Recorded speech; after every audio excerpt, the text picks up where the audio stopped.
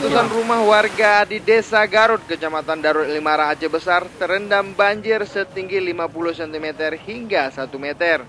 Air yang menggenangi rumah warga ini berasal dari luapan Krung Daroy yang lokasinya tak jauh dari pemukiman warga. Selain Desa Garut, sejumlah desa yang berada di sepanjang Krung Daroy juga terendam banjir. Di antaranya Desa Lambu, Desa Uletuy, Desa Gegajah, dan Desa Puni. Sementara di Banda Aceh, belasan rumah di Kampung Aceh Menjing, Kampung Keramat, dan Puniti juga terendam banjir. Warga mengaku perumahannya memang kerawan banjir, apalagi rumahnya berada tak jauh dari Krung Daroy. Meski demikian, beberapa warga berhasil mengamankan perabotan rumah tangga sebelum luapan air masuk ke dalam rumahnya. Sementara itu, buruknya serapan beberapa drainase di kota Banda Aceh juga mempengaruhi kondisi banjir.